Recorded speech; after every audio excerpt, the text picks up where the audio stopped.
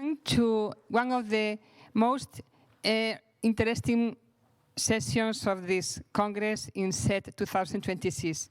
This is the roundtable on Trasplante cardiotorácico, lung and heart transplantation together. So I am Marisa Crespo. I am cardiologist in the Hospital Universitario a Coruña, and it's a pleasure to co-chair this session with Eduardo Miñambres, who is the director of the transplant office in Hospital Valdecilla in Cantabria. So welcome, Eduardo. Thanks. Well, I'm delighted to chair this roundtable with Marisa, and it's my pleasure to introduce the first speaker, Dr. Marcelo Cipel, a lung transplant surgeon from Toronto, one of the most successful lung transplant program worldwide, and his talk is repairing the lungs clinical evidence. Marcelo, thank you so much for accepting our invitation. We are looking forward to hearing your expertise in this topic. Muchas gracias. It's always a pleasure to be here in Spain. It was 2 years ago in Bilbao, now here, it's great. So I'm going to talk a little bit about ex vivo organ repair. These are some of my conflicts of interest, which are somewhat related to this talk. I think some of the goals of ex vivo organ repair, including creating donor organs for all and providing equitable access, improving survival and quality of life, and eventually optimizing donor-recipient matching and so on. And when we look at the lung specifically, it's a concern that we only use about 20% of the lungs that are offered to us. And the reason for that is the lung is a fragile organ, and during the process of brain death and ICU-related complications or DCD, warm ischemia, there is this enhancement of the inflammatory cascade in the organ. When you transplant the lungs in that situation, they went on to develop primary graft dysfunction, which is not a good thing to have. So ex vivo organ perfusion is basically a strategy to keep donor organs alive outside the body and allow primarily the transplant teams to examine and treat the organ prior to transplantation. This is the use of one of the platforms of ex vivo lung perfusion. As you can see here, lung is different than the other organs because you don't need blood. It's an acellular solution, and you keep protective ventilation and protective perfusion of the organ during the period of perfusion. Just as an example, what we can do with this technology, this is one of the very early cases we had in our experience, but it's a good example. Donor X-ray, a donor that had 30 units of red blood cell transfusion from trauma, had developed some TRALI, pulmonary edema, and then we put on the circuit, and the lung is wet at 1 hour, and then by 3 hours, it's clearing up with improved gas exchange function. And you can see here the recipient on ICU arrival. It has really transformed lung transplantation over the last 10 years. I like to show this paper because this was the first clinical trial of normothermic perfusion of any organ. That was back in 2011, where we transplanted 20 lungs that were declined otherwise in Canada, and they went on EVLP and transplanted with good outcomes. Since then, our program has done more than 1,000 clinical ex vivo lung perfusion cases. This is our recent report of 1,000 cases. And as you can see here, about 30 to 40% of our experience is using EVLP lungs.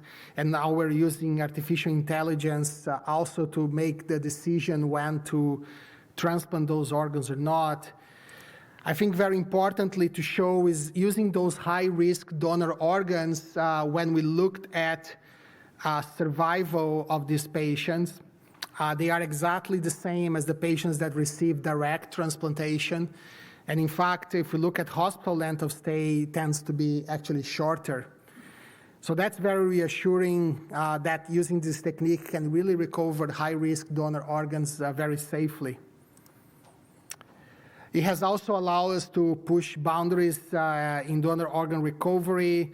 There is no geographic limitations anymore, basically within North America. And about 30% of our donors are from long distances, either in the United States or in Canada. This technology can be used for a variety of types of donors. This includes high-risk brain-dead donors. This includes DCD, controlled DCDs. This includes uncontrolled DCDs. And this includes euthanasia donors more recently in the green bar, as you can see there. I also like to comment about the indirect benefit of EVLP. So just having an active EVLP program increased the number of EVLP transplants, non-EVLP transplants. So that's, I would say, a positive side effect. This is an example of a 72-year-old donor, brain dead.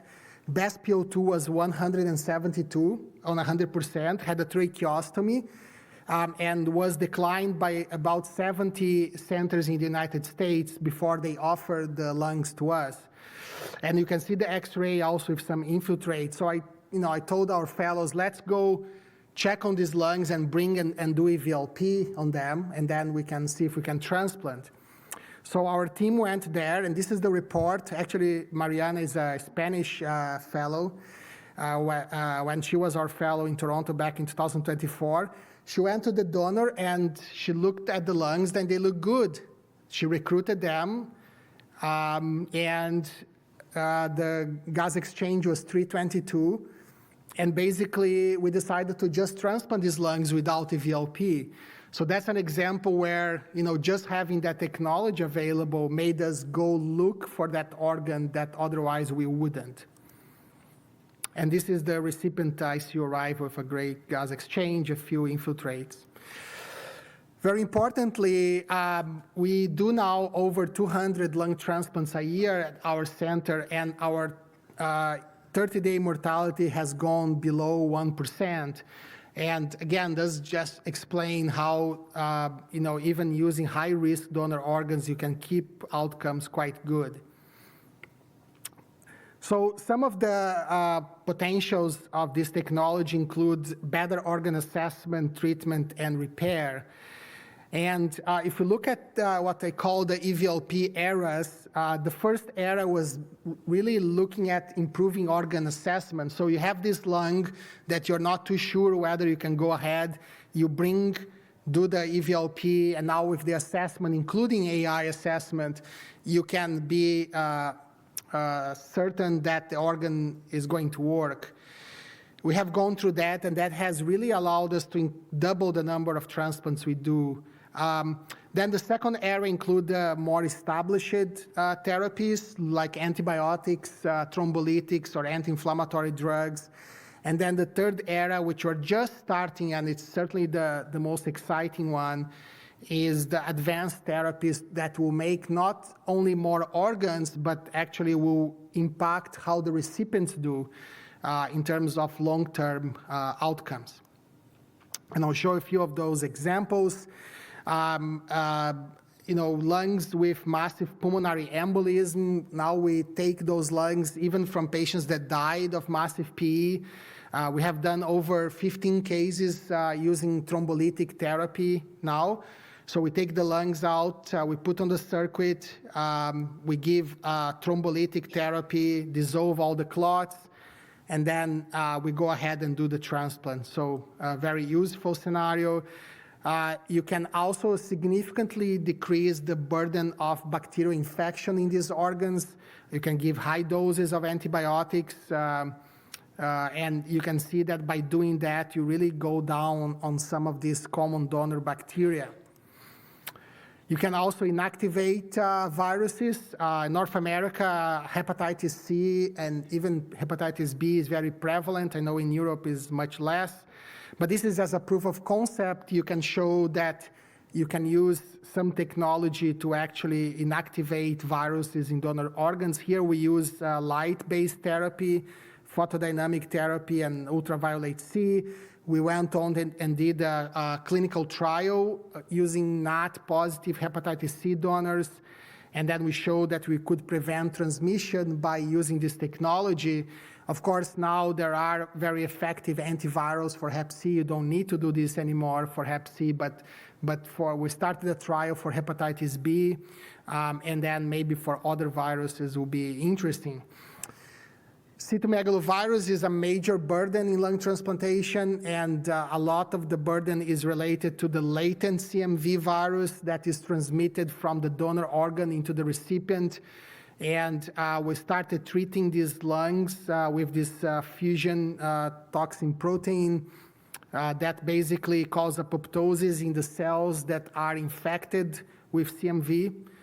We perfuse the organ, and we can see a huge decrease in the viral replication, reactivation in the lung, and we hope to start clinical trials using this in the near future.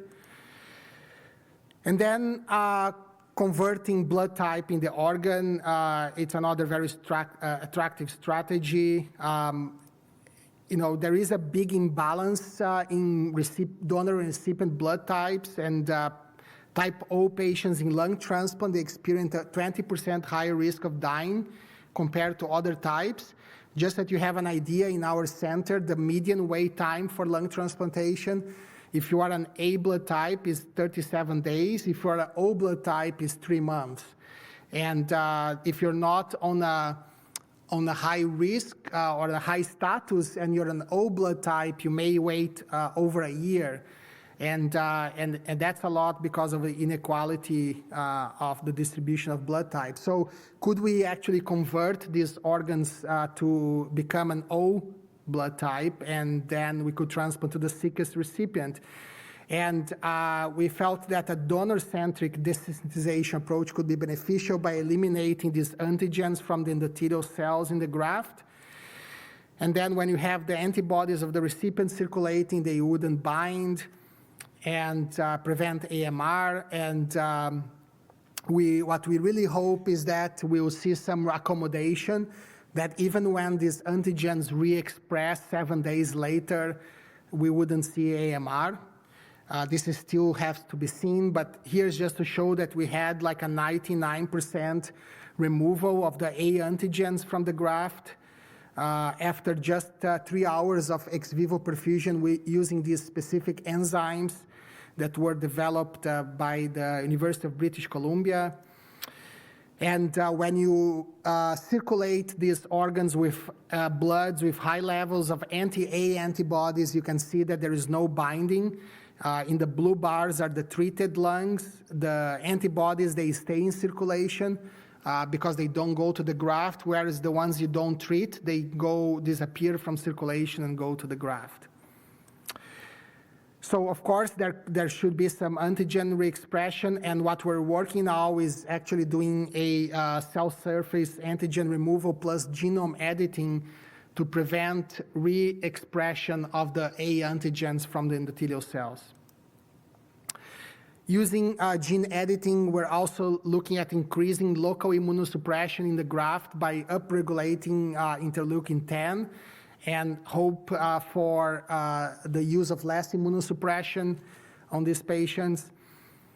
This is just one of the studies showing that you can actually upregulate IL-10 for at least a month using the CRISPR-Cas9 IL-10 gene editing. This is a study by the Hanover group that they basically silence HLA. In this case here is SLA. And they have pigs now that have been transplanted. This was using a lentivirus RNA silencing strategy. And they do have pigs now that are over a year without any immunosuppression and no rejection. So again, great opportunity to achieve what we all dream of, which is eliminating the use of immunosuppression. And then in this study, we have shown that mitochondria is such a critical piece in organ preservation. And how can we enhance? One of the strategies is by providing exogenous mitochondria. And so we're isolating healthy mitochondria from donor hearts. And we are infusing in the EVLP circuit, and we show a huge improvement in pulmonary physiology by transplanting mitochondria into the lung during EVLP. And I think just to finalize, I think the way we're going to implement all these strategies is really by centralizing ex vivo organ repair centers. This is one of the centers already in place in the United States that we work very closely with, lung bioengineering. And this is how the surgeons evaluate the organs. And again, this is being used mostly for evaluation at the moment, but we can clearly see that at the moment we start doing clinical trials, it's not going to be each hospital with their own machine. It's going to be in a centralized facility with very strict SOPs, like a blood bank will do, for example, for processing blood. And in the United States right now, the use of ex vivo lung perfusion, 90% of all procedures are actually done in this centralized facility. So basically, the local hospitals have mostly gave up in doing. A few of them still do it, but the majority of the EVLP are done at lung bioengineering. So I'm going to finish here and appreciate the opportunity again. Thanks so much.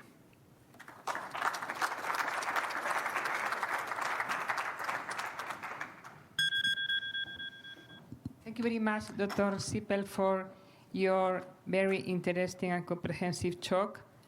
The questions will be at the end. And now it's my pleasure to introduce my friend, Dr. Andreas Zuckermann, who is the director of the heart transplant program in the Hospital Universitario of Vienna. And we are going to explore the revolution of heart preservation that is moving to the traditional limits of ice and time towards very innovative technology that are transforming the organ viability, the transport, and of course the clinical outcomes. Andreas, the floor is yours. Thank you very much, Marisa, for inviting me to the Congress. For those who were at the Cardiac Symposium yesterday, the title is almost the same. But I decided, okay, I changed the talk, I changed the narrative a little bit so you won't be bored with what I hear today compared to yesterday. The first thing I have to say, besides my disclosures, is I think that I have to tell that the lungs are way ahead of the heart. That's definitely. It's really tough for a cardiac surgeon to accept that, but Marcel, what you guys do in Toronto, this is exceptional. So thank you for leading the way. So cardiac transplantation really has changed, so also has to be the preservation. We have to work with all the donors, especially in Europe. US is still a bit different. We have DCD transplantation today. We have longer transport times in bringing the hearts back to our centers, and of course we have the rising complexity. So patients that we transplant have multiple comorbidities. A lot of them had several previous cardiac surgery procedures. And of course, we have a smaller but very complicated group, the congenitals who failing fontanes, who really are very sick patients, are really tough to operate. So we need some time. So preservation, it matters in transplantation change. And there has been a disruption. Machine perfusion definitely is a real game changer here in cardiac transplantation. We know with the ice, we had a 4 to 6 hour time limit. Depending on the age of the donor organ, the older they are, and we know in Europe the median donor age is around 45, 46 years, the tougher it is to preserve these hearts over a longer time on ice. But with machine perfusion, suddenly we could extend this transportation time, or these out-of-body time, up to 12 hours or even longer. So time used to be our enemy. Now I think it's a variable. It's become a variable. But the outcome does not begin at the implantation. Yes, it's important, the implantation, but it already starts at the donor site and taking good care of the donor, maybe intervene in the donor to improve cardiac function even before the procurement. And the procurement, the retrieval, is an important step. It's not just taking out the heart. It's about how you treat the heart during the procurement procedure. Is it a DCD, a DBD? Is it NRP DCD? So there are differences. And of course, preservation is the centerpiece of this time. out of body time, where you can manage the heart in the correct way, or even have, potentially can also do harm to the heart. And then comes one of the important steps after you have implanted the heart, the reperfusion, which I think is one of the most under-discussed time periods in transplantation. Then, of course, the contact to the host. So we know if you develop primary graft dysfunction, this is data by the Consortium of Primary Graft Dysfunction with a mixture of Canadian, US, and European centers. You can see over the last 10, 15 years, there's a small rise in primary graft dysfunction all over the world concerning on these several thousand patients that we analyzed. And what we clearly can see, if severe primary graft dysfunction happens, it has an impact on outcomes. There is worse outcome of those patients who develop primary graft dysfunction. It's early death in these patients. It's not so much that these hearts do not recover, but the patients die of collateral damage, septic complication, multi-organ failure. And this is a very important point to note. The severe primary graft dysfunction defined that you cannot wean the patient off bypass without mechanical circulatory support.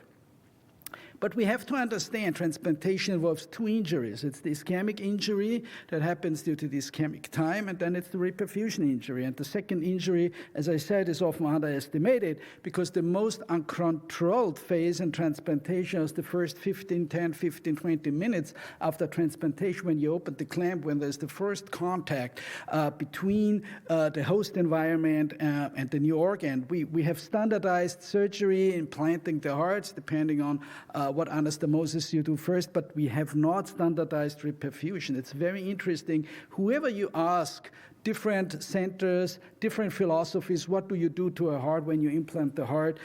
Do you do any preservation technologies and whatever, putting ice on it, controlled reperfusion? There is no standard on that. And I'm right now pushing forward the consensus document by the ISHLT on how to preserve the hearts in the best way. And I think that the three pillars of ischemic reperfusion injury, well, no, oxidative stress, endothelial dysfunction, I think a very underrated part of the pathology or the pathophysiology in cardiac transplantation, and of course the immune activation. And we have to understand, can we intervene biologically in one or all of these three different pathophysiological topics? So we have to understand with this new technology, they do not replace biology. It shifts the probabilities. And those of you who listened to my talk yesterday, I strongly advocate we are not in a deterministic world. This is a probabilistic world. We have to accept that. There is no deterministic. It's not an either. So you have all these different potential pathologies like ischemia, oxidative stress, endothelial injury, inflammation. On the other hand, you have time, temperature, oxygenation, flow. So there are different ways how to interact that maybe have an impact on the heart when you preserve it.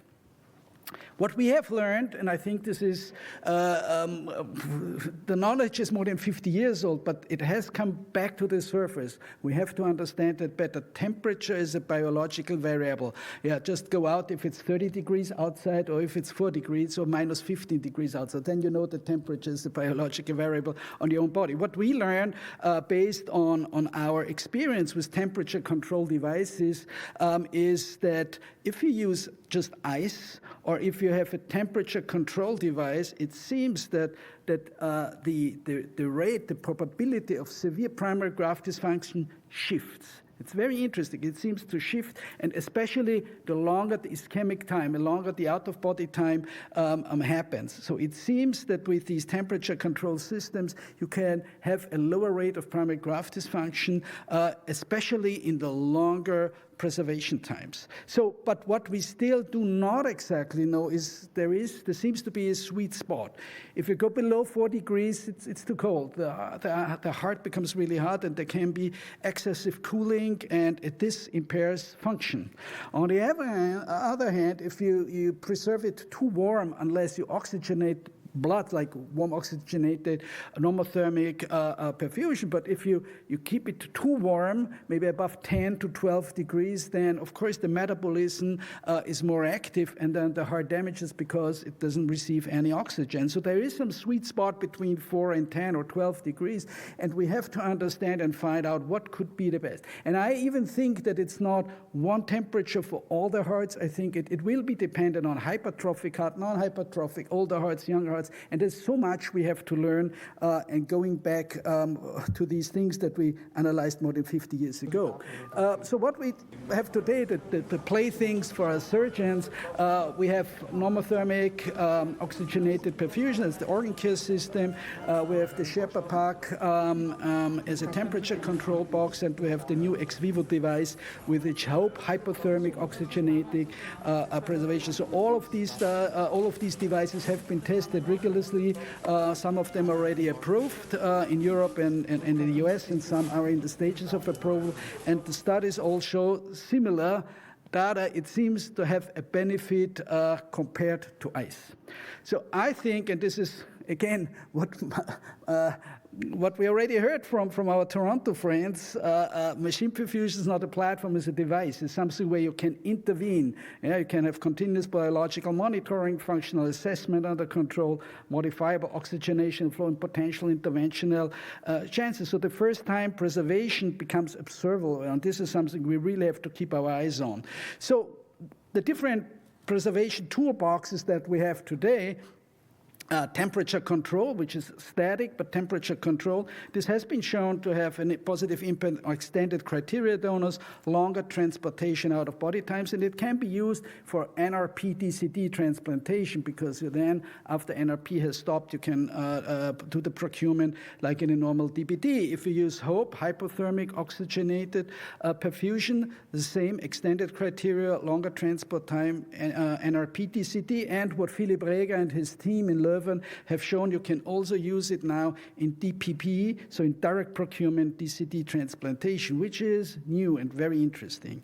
If you go for the warm oxygenated perfusion like the organ care system, well, you can use it in all of them, but there is also one little new technical trick. You can use it in beating heart transplantation. So you just transform and go from the organ care system, perfused heart, connected to warm oxygenated blood, and bring over the beating heart, slowly beating heart, and implanting in a beating state, so you won't risk a second ischemic time. Interesting new concept. And there is another concept that's totally new, and the Vanderbilt University have started to use it as a rapid oxygenated recovery for direct procurement to go away from the machine perfusion device. And it seems to be promising. They just published the first data in JAMA. Several other centers in the UF had taken it over.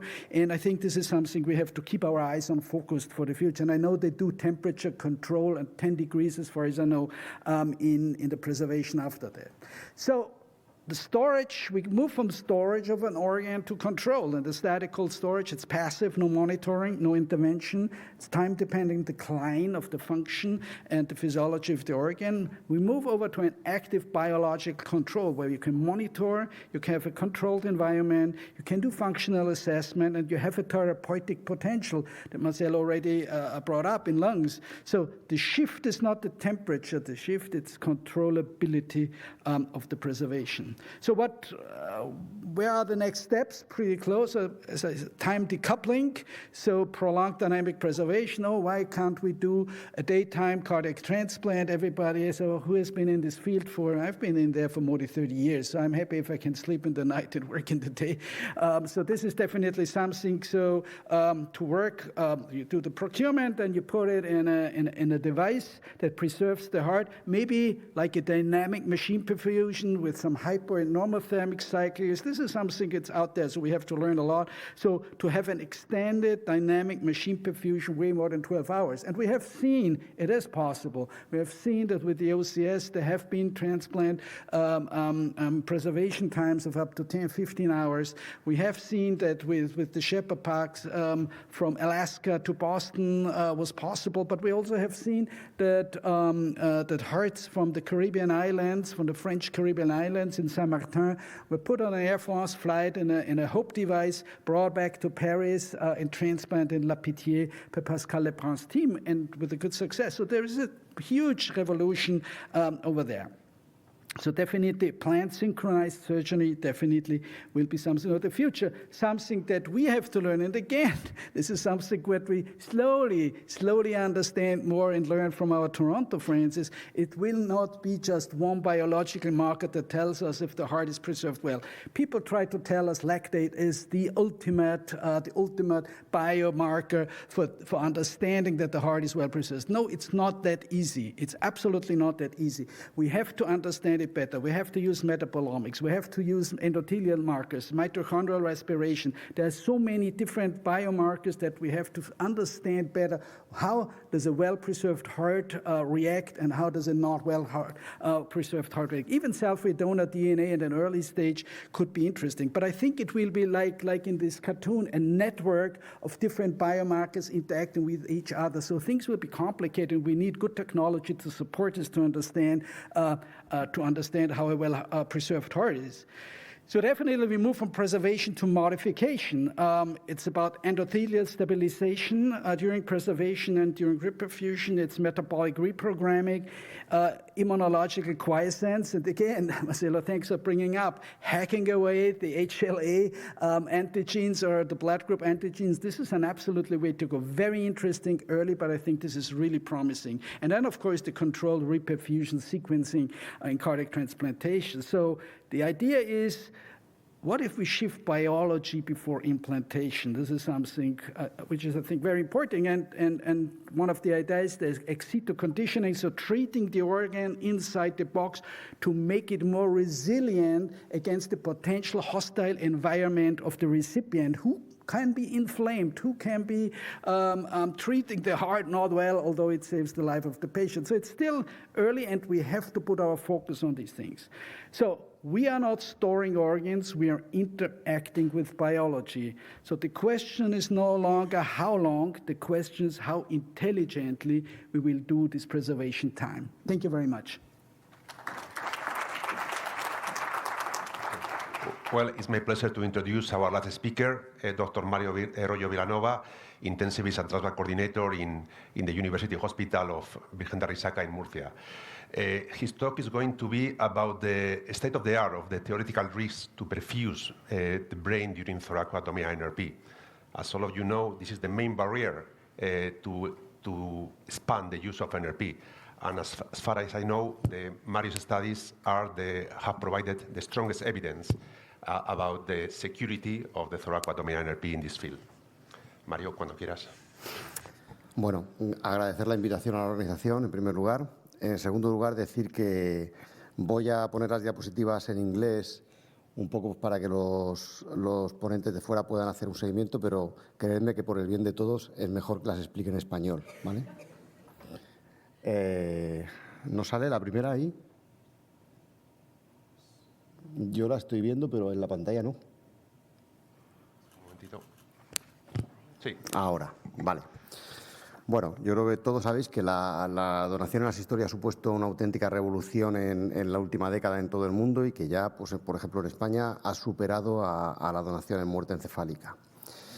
Dentro de la donación en asistolia, la perfusión regional normotérmica pues, ha supuesto también una innovación extraordinaria que ha permitido pues, mejorar los resultados de todos los injertos, ¿no? En esta imagen de cortesía del doctor Fondevila se ve claramente, ¿no?, que después de 30 minutos de una parada los órganos están muy deteriorados, el daño isquémico es muy grave y después de 30 minutos adicionales de PRN el aspecto es mucho mejor.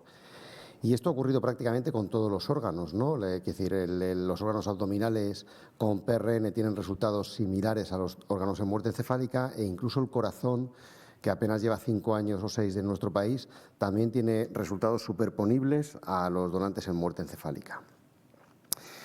Sin embargo, bueno, con el paper este de Manara, que yo creo que la mayor parte de vosotros conoceréis, lo que viene a poner en evidencia es que cuando se realiza la perfusión regional normotérmica toracoabdominal con extracción cardíaca, al seccionar los cabos, los troncos supraórticos y en los cabos distales, mana una cantidad de sangre de manera retrógrada, antidrómica, que además es una cantidad que no es pequeña, de 50 a 100 mililitros minuto, lo que representa entre 3 y 6 litros de sangre a la hora.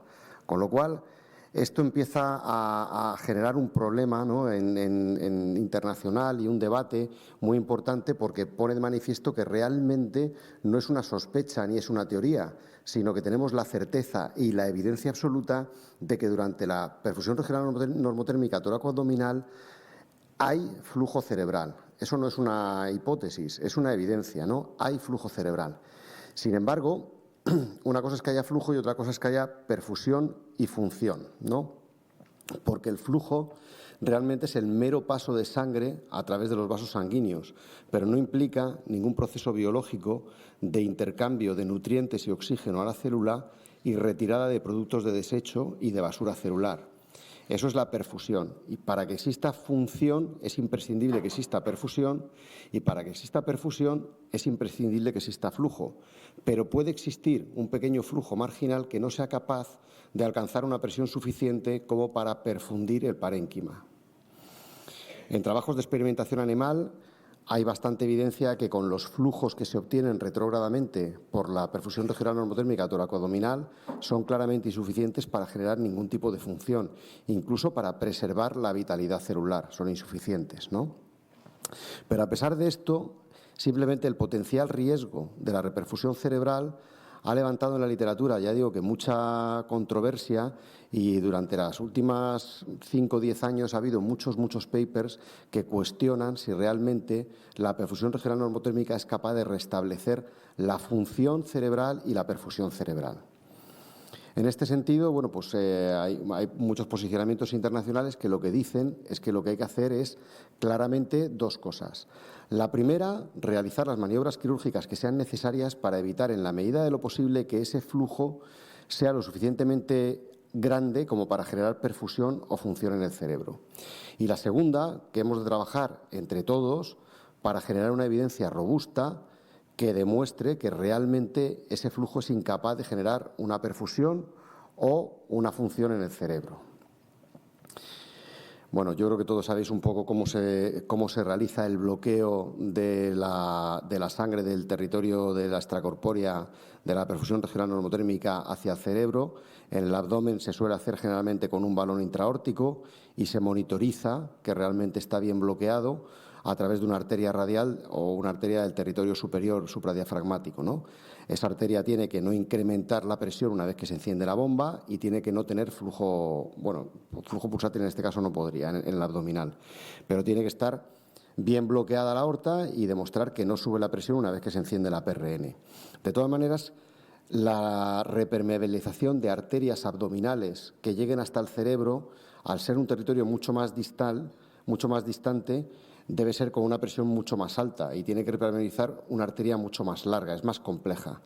Sin embargo, en la perfusión regional normotérmica torácico-abdominal es más fácil que esto ocurra porque son territorios muy cortos, muy pequeños, y repermeabilizar una arteria retrógradamente con baja presión sí que es posible.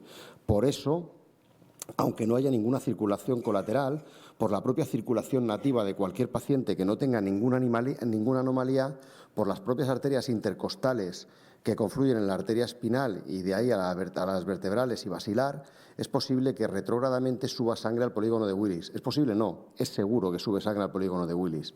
Pero si seccionamos los cabos, los troncos supraórticos y dejamos abiertos al campo quirúrgico los extremos craneales de estos cabos, lo normal es que la sangre que sube por el territorio posterior, que es inaccesible al bloqueo por parte del cirujano, esta pequeña cantidad de sangre que sube, lo normal es que cuando llega al polígono de Willis tenga para elegir bien un par de centímetros hacia abajo, hacia los troncos seccionados, que hay una presión de 0, presión atmosférica, abierta al campo quirúrgico, o bien subir hacia las cerebrales medias y cerebrales anteriores que tienen una presión indeterminada. No se sabe qué presión tienen en ese momento, pero será 2, será 7, será 9, pero es una presión superior a 0, con lo cual lo normal es que por un principio simplemente de biofísica la sangre que llega drene por los troncos y no perfunda el cerebro. Sin embargo, igual que esto es una teoría nuestra que pensamos que esto es así, también entendemos que puede haber otras teorías que digan que no, que sube con suficiente presión y que puede perfundir el cerebro. Entonces no es suficiente con generar hipótesis teóricas que digan una u otra alternativa. Lo que hay que hacer es generar evidencia robusta y sólida que demuestre qué alternativa es la correcta, ¿vale? Entonces, con las hipótesis no es suficiente, hay que hacer más cosas.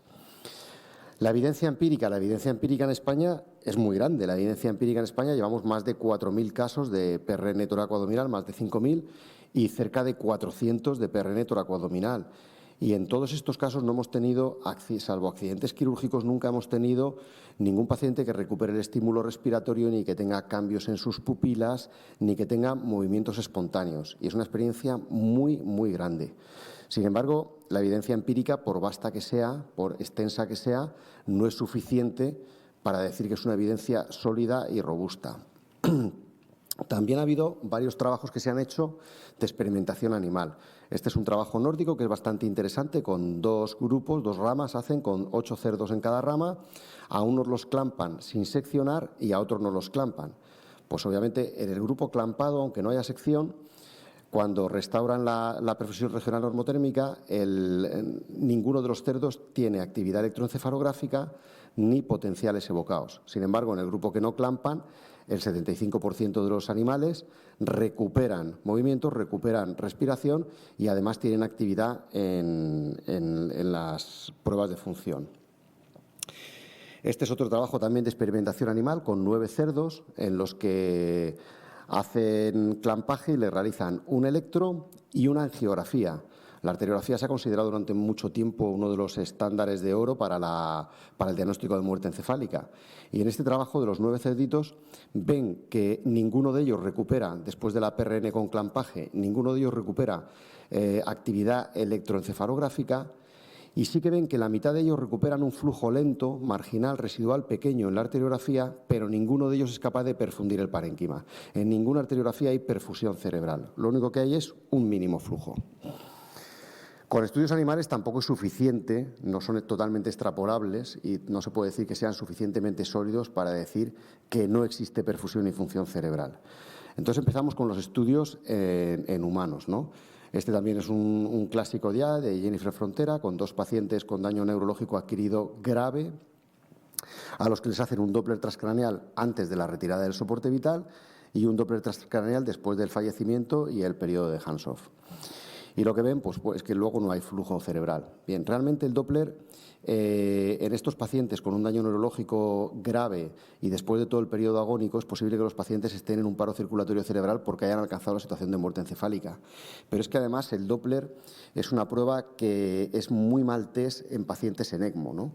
No sé si cuando restauras la actividad cardíaca ya la puedes evaluar mejor si tiene ya una sístole y una diástole, pero durante el tiempo del ECMO es un test que no está recomendado, no está validado y es un test muy débil. Por lo tanto, no nos parece que sea un trabajo muy sólido tampoco. Este es un trabajo de Valencia, del equipo de la FE, que es muy interesante, que hace monitorización multimodal de los pacientes con PRN toracoabdominal con extracción cardíaca. Reclutan bastantes pacientes porque reclutan 43 y todos los monitorizan con Doppler transcraneal, con BIS y con pupilometría. De nuevo, la crítica que se puede hacer a este artículo es de nuevo por el Doppler, ¿no? Quizá el Doppler no es el mejor test diagnóstico por una analogía con la muerte encefálica para comprobar que no hay función y que no hay perfusión en este tipo de pacientes. Respecto a la pupilometría y el BIS, son técnicas buenas, pero hacen una exploración parcial, ¿no? Siempre es una validación regional parcial de ciertos segmentos del troncoencéfalo, de algunos pares craneales o de la región frontal, pero no es una exploración que examine la función global o la perfusión global del cerebro. Son exploraciones parciales, ¿vale? ¿Con estudios de Doppler es suficiente para generar una evidencia sólida y robusta? Bueno, pues probablemente todavía no, pero por lo menos aportan y vamos progresando, ¿vale? Y este es el trabajo que hicimos entre el Hospital de Valdecía y el Hospital de la Risaca hace 2 o 3 años, donde metíamos un microcatéter insertado a través de una arteria periférica y lo metíamos en el polígono de Willis. Lo alojábamos allí y hacíamos una medición continua durante todo el procedimiento, desde antes de retirar las medidas hasta cuando se retiraban las medidas, el paciente fallecía, los 5 minutos de hands-off y luego cuando restaurábamos la perfusión regional normotérmica. Y la verdad es que las gráficas son súper ilustrativas y nos muestran que las presiones bajan todas de forma sincrónica, pero luego cuando se restablece la PRN solo suben en aorta abdominal, pero no suben en el polígono de Willis. Quizá este trabajo es bastante sólido Y no lo decimos solo nosotros, también hay algún posicionamiento británico que nos lo reconoce como la primera evidencia sólida, pero quizá la crítica que nos hacían es que solo reclutábamos 2 pacientes de torácico-abdominal y que la circulación posterior no estaba evaluada. De manera que hemos realizado el año pasado una segunda parte de este trabajo en la que hemos reclutado ya 10 pacientes de torácico-abdominal, todos ellos, y en la que hemos monitorizado simultáneamente la presión en el polígono de Willis y en la circulación posterior, con un catéter en el polígono de Willis y otro en la posterior. Los resultados han sido muy superponibles, también creo que las gráficas son muy explicativas y se ve exactamente lo mismo, que cuando restauras la PRN no aumenta la presión intracerebral, ni en el polígono de Willis ni en el territorio posterior, y sí que aumenta en la aorta para la adecuada perfusión y el mantenimiento de los órganos.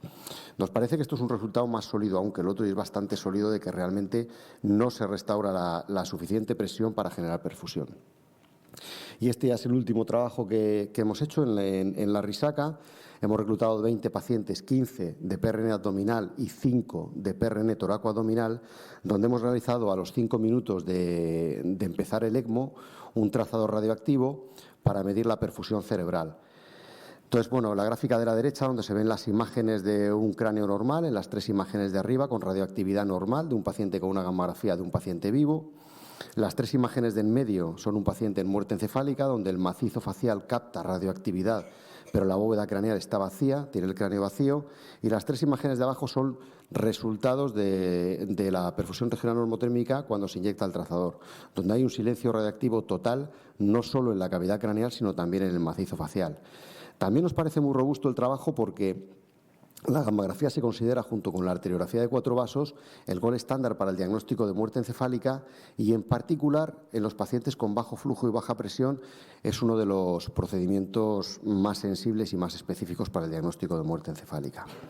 De manera que, bueno, para concluir, decir que probablemente ya hay suficiente evidencia para decir que la PRN no restaura la perfusión ni la función cerebral, aunque sí un mínimo flujo residual, y hasta ahora hay una convergencia con todos los trabajos animales y en humanos alineados en que no hay ninguna evidencia de que se restaure ni la perfusión ni la función cerebral. Y esta era la última diapositiva. Muchas gracias.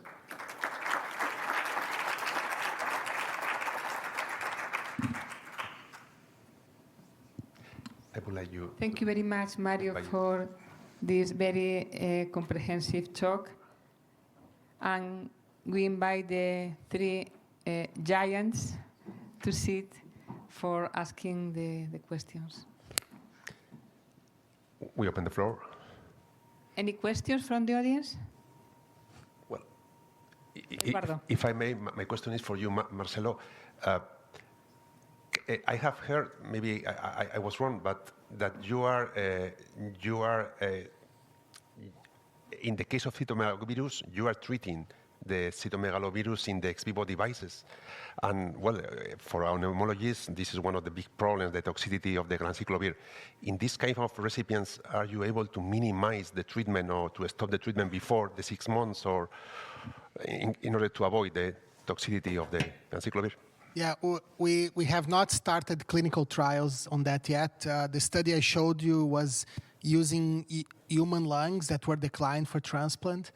And then we treated with this fusion toxin protein that has a high affinity for the cells that are infected with CMV, and they call cell death on those, which actually is just like a 0.04% of the cells in the lung that have latent CMV virus. And then we took and we keep those tissues, alive for like a month, and then we could evaluate reactivation, but was not in a clinical transplant yet. Again, we hope to start clinical trials. Actually, we're starting clinical trials first in kidney using that, just again from a kind of safety perspective, and then we're going to start in lung after. Oh, excellent. Any question? Yeah. Introduce yourself and before the question. Hi. Yeah, I'm José Luis Campo Cañaveral from 12 de Octubre, Madrid. Thank you all for your excellent presentation. I have a question for Marcelo, another for Mario. Marcelo, I think we keep talking about EVLP all the time, and we know we have this platform for evaluation and also for treatment, but probably in some countries we are still missing the main message from EVLP, which is take advantage of more organs that you already have, right? Do you know any specific economic analysis coming from Canada or US that we can show the managers just to push for EVLP platforms? Yeah, I think that's a great question. Of course, it's a technology that is somewhat expensive still, and there's a variety of models out there. I think the main one of the economic analysis, we discussed this yesterday, is to show, like in our center, we do 80 extra transplants a year because of this technology, right? So that's about like a $6 million investment in that devices. But then you look how much those patients actually cost to be if they did not have the transplant. And we show that we saved to the province of Ontario $21 million by doing that. So they were very happy to see that and give the $6 million. And then there is all other things about, you have patients staying a bit less in ICU, but the one problem is that the hospital administrators often, and or other that are involved in funding, they only look at the immediate cost. They only look, this is adding $6 million. They don't care about the rest, right? And I think that's the part that I think is important to demonstrate. Outside saving more lives, which is, again, the main benefit here, right?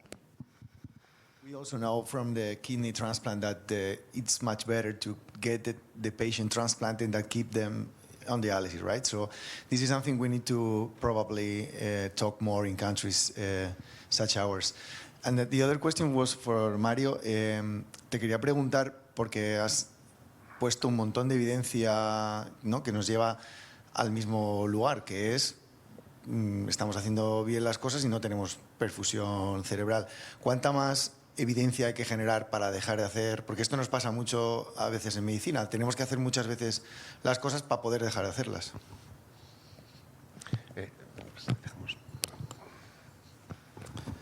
Yo creo que para generar evidencia ya no habría que hacerlo más. Creo que probablemente todo está alineado en el mismo sentido y se ha demostrado ya que no hay reperfusión cerebral. El único interés que le veo a seguir haciendo neuromonitorización es poner en evidencia errores quirúrgicos. Quiero decir, eso sí que lo ha habido y sí que lo puede haber. Entonces, monitoriza bien que si se hace no se hace un clampaje o no se hace una sección adecuada de troncos, nos da de alguna manera el trigger para que lo detectemos. Es el sentido que le veo. No para generar más evidencia, porque yo creo que está claro que no hay reperfusión cerebral y todo está alineado en el mismo sentido. Pero sí que nos permite detectar errores quirúrgicos y anticiparnos. Mario, sobre esta pregunta, si puedo añadir, es evidente que nos ayuda a detectar errores. Yo estoy completamente de acuerdo. Es verdad que algunas medidas, como poner un BIS, lo accedemos en cualquier hospital, sin problemas, pero a veces, en ocasiones, disponer del Doppler o de alguien que te evalúa el Doppler te supone transportar a más gente, sobre todo cuando vas a hospitales pequeños. ¿Eso merece la pena? Es decir, colocar un BIS se accede, pero tener que obligar a todos los equipos hoy a tener un Doppler... No, yo creo que no. Y creo que lo tendremos que modificar con el tiempo, porque creo que no, que obligarlo, no. Que deseable, si se puede, sí. Any questions? I'm Lola Cosillo from Madrid, from Spain. I'm a cardiologist, and I was wondering, when I was listening to both talks, lung perfusion and heart perfusion, and it's kind of like, I really feel like Andreas, like it's like, why are they going so fast and so far, and we're not there yet?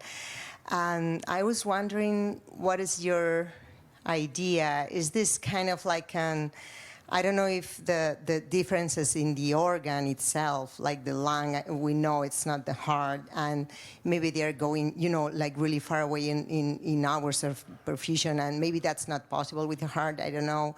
Is that the way everything is being, done like, I don't know, economic point of view, or is it, because I maybe there are some different reasons that, because it really seems to me like an inequity in heart transplant, like lungs are doing like wonderful, the rest are not going, in the same direction. What is your point of view?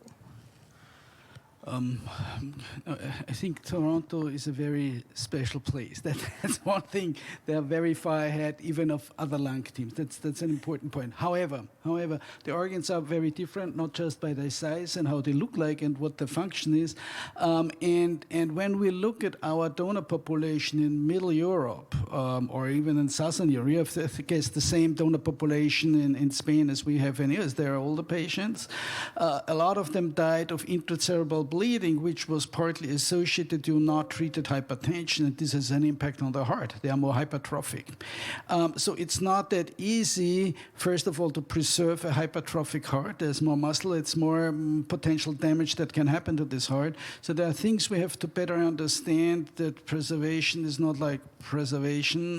The heart needs different ways. It's a muscle. It definitely it needs to perform immediately afterwards. It being a patient of bypass, and we have to think about: is there any way to, well, let's say, work on structural damage of the heart or structural changes, which is different. It's tough to compare. If you take a COPD lung from a lung donor, that's a different ballgame, like a 16-year-old donor from with a normal lung. So a hypertrophic heart behaves differently. However, we learned that even hypertrophic hearts can change in long run. But now it's the point: can we make the heart resilient to the damage it receives in the environment, but also that it's well preserved. And I think different hearts, even, let's say, coronary artery disease, so how much, we do not know anything about vascular age. Does vascular age has an impact in preservation? Do endothelial cells behave differently in 60 plus or 20 plus potential organ donors? So there's a lot we have to learn, which has an impact on the best preservation. And I think, yes, they are more advanced, but it should give us guidance which road we should choose and how to move forward and do the right experiments, do the right trials. And I think it has to stay academic. Unfortunately, a lot of these new technologies is very, let's say, PR-driven, driven by selling devices, and we surgeons love to have gadgets to play with, but I think it has to be academically driven. We have to understand, and we also have to convince, and in the end also push the companies to create devices or change the devices into platforms like you do it in Toronto. You created the platform. So there's a lot, and we have to learn, not just to be, oh, it's nice to see a heart beating on a machine. It's very nice when you do it the first time. But what can we do to this heart to behave perfectly? What I learned in using all of these devices, I've been using all of them, you have to accept primary graft dysfunction will be there. Even with these devices, it won't disappear. It seems to be different in your setting in the lungs. PGD has, you have it might be less, but it still happens. You cannot be in complacency to say, oh, and then everything is good. No, we have to think hearts are different, and we have to use these devices and learn how to use these devices to create a better environment for these hearts. Any questions? Sí, Beatriz. Thanks to all. Beautiful talks. I have one question to both of you. In Canada and in Austria, I'm curious to learn about the situation of NRP. Is NRP planned to be used? And if not, what is the reason, and whether the ethical issues that have been addressed by Mario could help to address them if that's the problem. So that's my first question. And the second question to you, Marcello, would be related to a little bit the history of your center. Did you start as a research lab in your hospital and then evolve to become a lab that was treating the organs prior to transplantation? And who funds you? It is your province? Is it your center? So who funds the lab? Those are my two questions. Thank you. Yeah, thanks. In terms of NRP, I would say unfortunately Canada is a very conservative country in that regard, especially our critical care community. I do think that 2020 document by Canada and UK probably hurt the field in terms of delaying implementation of that. So TA NRP is still not approved in Canada. Abdominal NRP was just approved 12 months ago. So we have done probably about 20 abdominal NRPs. But no TA NRP, and I'm not sure when that will happen, especially because we're seeing that even in the US, the trends are that TA NRP is going to go down. There's a lot of push down on that. And the development of all these technologies, and now the one described with Vanderbilt, the re-up, and the concept that you probably don't need to reanimate the heart in DCD hearts before transplanting will change a lot the need for that. And I think abdominal NRP will continue. I think TA NRP. And the other thing about TA NRP, especially in North America, is that it has caused a lot of damage in transplanting lungs. Okay, so I know here in Spain you guys publish that's fine, but because of so much variability in the protocols of TA NRP in North America, where there is surgeons that do that, there are third-party companies that do, there are device companies that do the procedure, we see the lungs getting really damaged during that process. So I think that's not going to pan out. In terms of the funding, our primarily funding in Canada is from philanthropic donations and government. And we're very well supported on that regard. For very innovative work, out-of-the-box things, usually we get funding from philanthropy. And then once we show that this really may work, then the government support with the government funds. And we're very, I have to say, some of you that have visited our labs and so on, we're so well resourced. We have more money for research that we can spend, actually, that we're in a very privileged way in that regard. Concerning NRP in Austria, well, it has started pretty slow. We are happy that we could start the DCD programs, and abdominals has been there longer. But in hearts, we started back in 2019, and Austria is lagging behind a little bit compared to Belgium and the Netherlands. Interesting, in Belgium, it started NRP for hearts, and then they stopped it due to massive opposition by the anesthesiological community. In Austria, there is, on one hand, a strong push by the anesthesiologists to evaluate and do NRP, but there has not been a broad discussion. There has been a clear ruling on that DCD is acceptable. We have a longer observation time than most of the countries with 10 minutes. Only Italy has longer with 20 minutes. As you know, there is a connection between Tyrol and Italy, it's southern Tyrol, where the southern Tyrolean donors are referred to Innsbruck, who also take care of the recipients. So they have some access to NRP for the 20 minutes. So they have done a little bit down there for abdominals, not yet for hearts and lungs. So we are eager. We have a new chief of general transplantations, abdominal transplantation, our center, and he and me will approach our chief of anesthesiology to try and start NRP. However,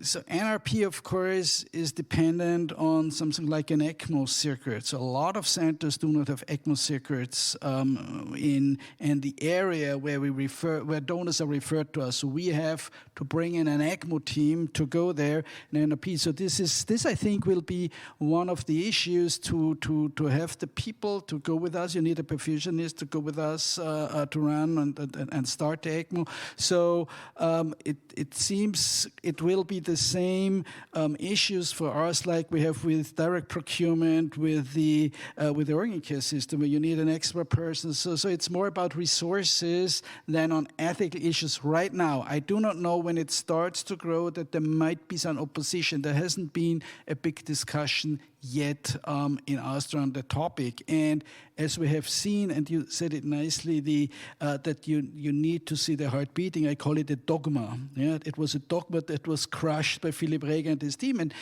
in the end, those technologies or those ways how to procure heart in a DCD setting that will last the longest in Austria, maybe in other things, is these things that go the easiest, the fastest, and the less resource-consuming technologies. So if you have something like Vanderbilt that go in, boom, put it in a box, go home, and then transplant with good outcomes. Always the question about the outcomes, and we have to learn about. I think these were the things. Right now, like in the US, we're in the wild, wild west. Everybody does what they want, which is not good. I think there needs to be a central consensus in a country or in a region how to do it. US is a very bad example, especially in also privatizing organ procurement. I'm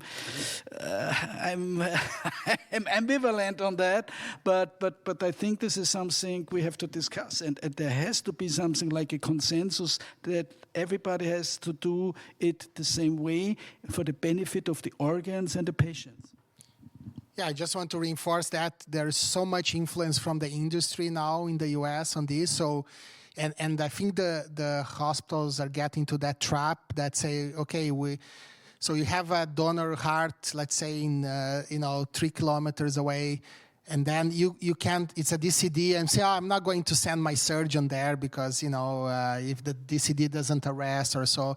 So then this company raised the hand. Okay, we'll retrieve the heart for you, and we're going to do the NRP for you. Okay, so they go there, they do the NRP, they have the surgeons. But by the way, if I do this, you have to put the heart in our device, and you have to fly the heart in our plane. And the package is $200,000, right? And the hospitals will end up paying for that, because the numbers are so inflated in the US of the healthcare costs. But it's not good because the quality has really dropped on that setting, and the costs have increased a lot. So we have to be careful on that. Yeah, just a comment about TNRP. So you know that the success here in Spain, has been through standardization of the process. As long as we agree the way we do things, and this is something that we achieve between cardiac surgeons, thoracic surgeons, intensivists, coordinators, everyone, was in the same page for that donor, right? I don't think it does matter if it's a private company or third-party procurement organization, as long as there is a national agreement or protocol between surgeons, right? If in US they don't do this standardization process, they will go, as you said, Andreas, the way the companies want, right? I mean, I'm gonna buy this package with the travel, with the retrieval, and the process, but I think we need to push for consensus. We are a small country. We know we are 9 programs for lungs, 17, if I don't recall wrongly, for hearts, and we all agree with the procedure. And also, one comment of the cost. I think TNRP is, we are able to retrieve organs with a very cheap, it's a very cheap procedure, right? So I don't think, as a country, we need to go through this industry pathway, right? If I make a comment or a question for both of you, I know, I have seen, it's proof that the great benefit of ex situ devices to improve heart and lungs in some cases. But sometimes it seems that the bedside management to the donor is not important right now. One of the studies published from the US controlled DCD donors, they provided that only 6% of the donor lungs were obtained for transplanted, even with donors in their mid-40s. So sometimes it seems that the message to our colleagues is that nobody cares about the donor management because the ex situ devices are going to make the difference. And I think that they're wrong. I think we must provide our donors the best donor management in order to provide the quality of the grafts. Apart of that, of course, there is a great much room for improvement in the case of ex situ devices, but I don't see in the Congress now the benefit of to give our donors as good treatment as we can in the ICUs before the retrieval. I would like to know your idea about this topic. I think that's very important. I think you gain so much by improving donor management, and then again you may decrease the cost of the whole process and not needing to use machine perfusion and so on. Like again, management like in the lung and as we talked, prone positioning, frequent bronchoscopies, lung recruitment strategies, and I think it's part of the standardization that you do so well here. But again, when you look I think in Canada we also do quite well in donor management in terms of standardization. But when you look at a country like the US, there's so much variability. I think now the donor, all the OPOs are having these donor recovery facilities that they are managing donors. That's not for DCDs; it's for brain dead donors. But that has improved somewhat consistency in management. But yeah, we shouldn't forget about what happens before organ retrieval, as Andreas showed. Any questions from the audience? I have a question for Andreas. It's just one provocative comment, which is a classic European comment. It's that when you look at the US, I'm just talking about hearts right now. When you look at the US, more than 50% of the potential heart donors are not accepted. These hearts are not used. In a significant younger and partly, I would say, healthier, structural, healthier donor population are not using them. Well, we know they have a lot of push, they have to have excellent outcomes and so on and so on. When you look at the European data, and I guess in Spain it will be similar than in Eurotransplant, we are accepting 70% of the referred donor hearts with a significant higher average median donor age of 46 years of those that we accept, and we accept hearts up to 60, 65. So I wrote a very provocative article last year at JHLT together with my friend Mandy Mera, No Hearts Left Behind, where I brought up the concept and the idea, okay, my friends in the US, if you don't use the hearts, instead of throwing them into the bucket, send them to Europe. With the machines, we can do that. The French have shown it. So I just evaluated. Well, the waiting list in Germany would be 0. Of course, there will be 200% taxes on them by the US government, but I just provocative tell them, okay, you can use more of these hearts. It's very important. But the idea is sharing. How much sharing of donor lungs and hearts is in Canada? That would be between US and Canada would be interesting. Well, we don't send any lungs to the US, but actually 20% of our transplant volumes are lungs are from the US. So we import about 40 to 50 lungs from the US, which again explains exactly this. They don't use. There's so many donors, young donors there, you know, but they're not all used, even though there's like 70 something.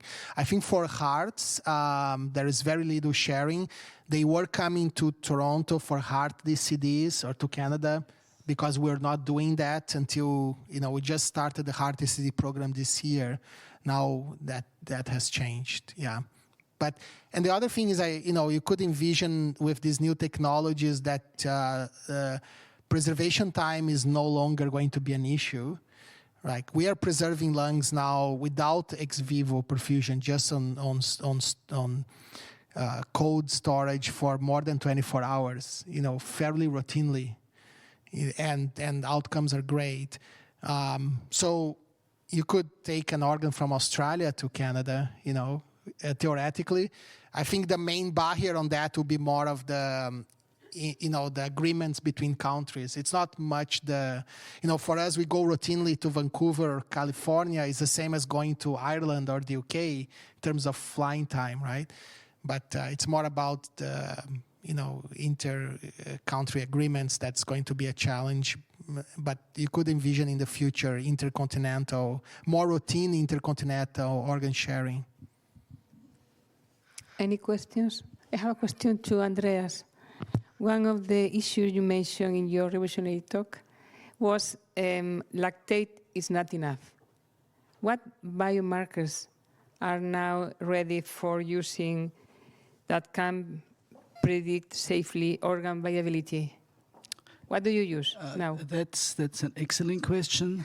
I don't have a clue. The answer is I do not know. I do not think that it's one biomarker. I think it will be an interactive play of biomarkers. Whatever you use, if you use CKMB, troponin, blah, blah, blah, blah, there's nothing really there as the one marker that gives you information. I just give you a small story. I'm a storyteller, as you have been seen. So I measured lactate coming out of the coronary sinus during reperfusion, and I saw it's about whatever 6 or 7, and then during reperfusion it went down and went off bypass 1. That's a great marker. And then I used warm oxygenated perfusion. We used the DCT heart with the OCS, and it always starts with high lactate, go down to 1 to 2, and then we transplanted and did the first measurement. It was 1.1. I said, oh, that's great.